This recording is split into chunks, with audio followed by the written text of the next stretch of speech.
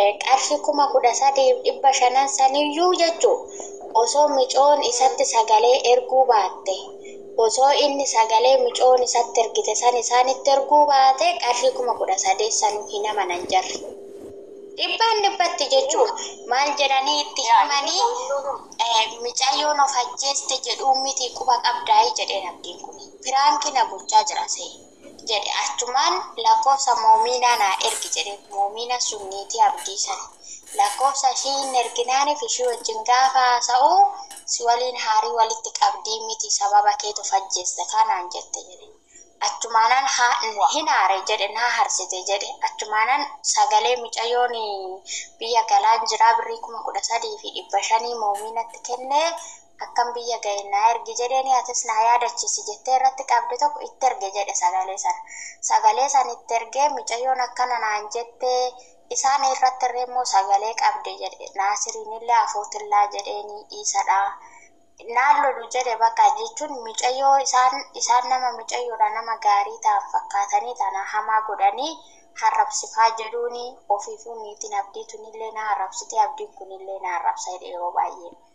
Achi booda abdiidhaan naasiriinillee afootillaa jedheeni dhiifama gaafadhee jira dhiisa fiidhaa jettee sagalee isaan irratti illee qabdee jirti.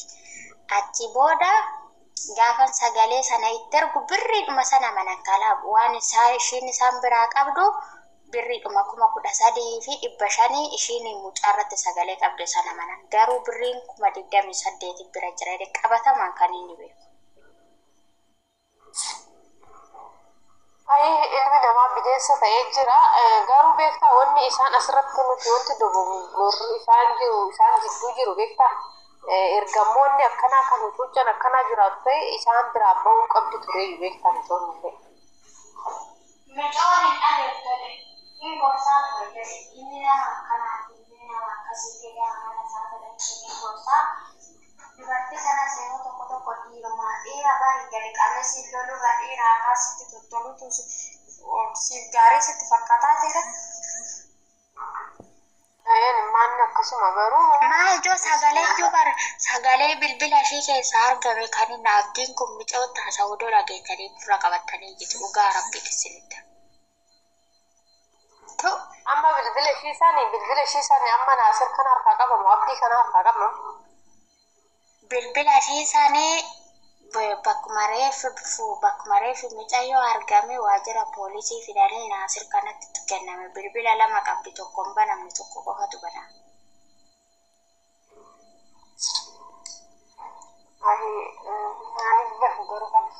Ani bar isa micaan kun ani gize ani waan isaan kun bira jiran natti fakkaata osoo inni jiru akkamitti micayyoo kana ajjeesu. Wal biraan jiran ilaalaale inni maal jedhee ishee fakkaate naa ergee jira immoo takka naa erge kan haala biraati na naasofsiise ana fakkaadde osoo hin taane nama biraa fakkaadde naasofsiisa ana na arrabsee bara sagalee irraa akka jijjiirrachuu godheen gaduma qabee haasofsiise garuu akka haasa'utti kan beeku kayyoo haasaa bareeffachuudha haasa'e malee achi jiru jedhe wal lollayyuudha jedhe. Reefi mana maadaamitti argame saru. Mana maadaamii sanirra ilaala reefi istoorii keessa argame jiran istoorii keessa istoorii maadaamii keessa mana san immoo dhiira afurii fi ijoolleen jaartii afurii jaartii takkitti jaartiin umurii ishee nama guddoo sa'aatiitti micayyoo si jammar sa'aatii tokkorraa eegalte hin jirtu bilbila ishee inni iyyuu kalaale sa'aatii tokkoo fi sa'aatii lama osoo hin guutin akka Dubaayitti sa'aatii lama osoo hin guutin isa wajjin haasoftee xumurte erga itti jechuudha.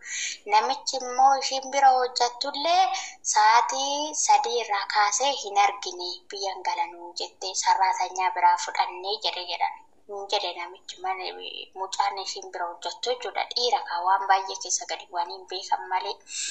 Achi booda sa'aatii san jaartiin hin rafti ijoolleen dhiiraa mana hin jiran hundi isaanii poolisiidha hojii shiiftiidhaan hojjetu poolisoonni immoo hin beektan mana oolani. ijoolleen arfanuu poolisiidha.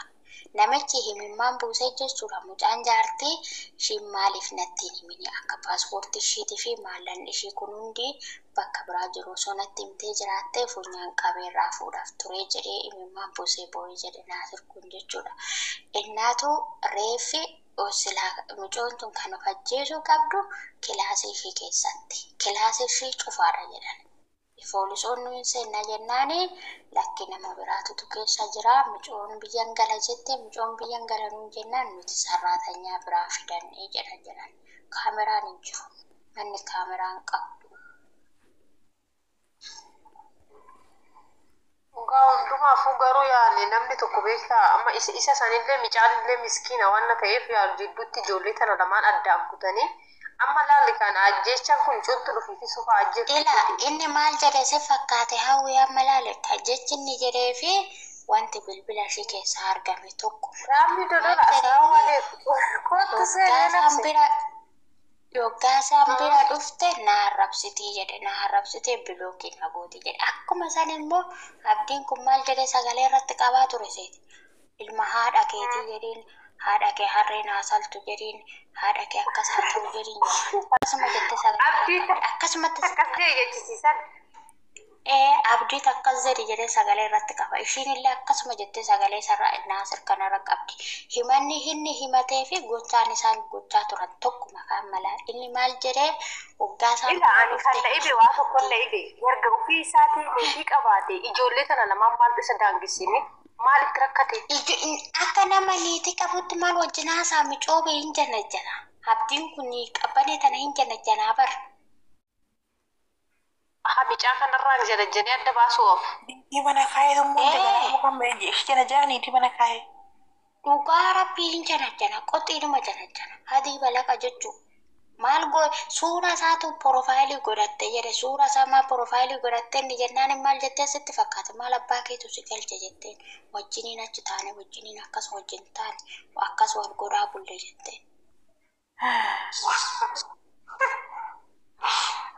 Dhugaa rabbii.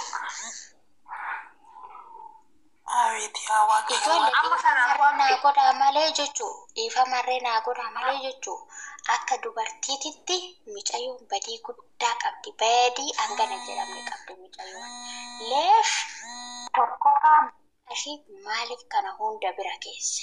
Lammaffaa waggaadhuma mucaa sana dhiisitii mucaa sana harrabsi waggaanni jedhu sana mucaa sanirraan isatti dhaxxee miti. Kana dogo amma ishiin laalee ofii boottu amma ishiin erga mucaa jaalallee ishii ta'ee hiriyaa ishii ta'ee amma dogongorri ishiin guddaa fakkeenyaaf mucaa kana gaafa akkas jedhaniin kana immoo hedduu tokko ulfaata yookiin immoo ofii fuudhee ofittiin kun aayaa keen irree Itoophiyaa kun akkamidha isaa wajjin isaanii. Amma ilaalaa dhugaa rabbiitis ijoolleen walitti cibti akka bashattis nama du'etti faraduun gaarii miti malee micayyoon badii guddaa qabdi. Badii guddaa jechaadha. Maaliif jennaan kan waraqaata ishiitirree araba kadhatee ishiidhaa hojjisiisee isa kana. Eshi qoy hawwii maaloo ofiin boontu gaaffii qabate. Namaatu garaaraa'u qabdedhani kan eenyuutiin ishiin garaa qabdu sun. No, hin qabdu subani. Qabdu garaa qabdu taasii miti bar nama biraati. Innaatu jechuudha micayyoon akka namaatti yoo dubbanne jechuudha akka namummaatti akka dubartummaa keenyatti yoo dubbanne badii guddaa qabdi. Tokkoffaa mucaan kuni mucaa kanaaf jecha amantaa ishee jijjiirrattee deebitee waraqaarree araba kadhatee kan hojjisiisee fi isheen immoo to'arra isarraan kan jara kanarree barte. Sigalee ati bar ka'umsa kee dagachuun qabdu kaleessa kee maal keessa akka turte dagachuun qabdu beektaa. Ka'umsa ishee sana dagattee isheen birriidhuma san bu'aa isaan amma mucayyoodhaa nama gaarii fakkaatanii ofii fuudhanii maallaqa ishee sanarraa wannoo gochaa turan. Ilaa ofiin boontu asitti waa hubadhee tokko mucaa kana namichi kun wayii tuqsiisee malee birriidhuma amma kanaa namni nama biraan ka'u biyya kanatti.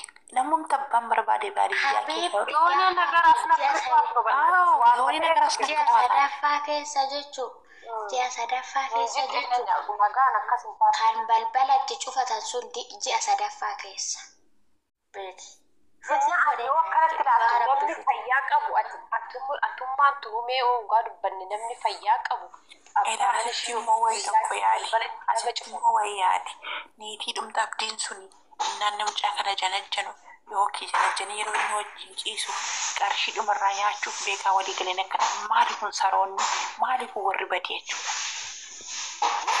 warra badii Maali warri moortuun kun eessaa baate kun?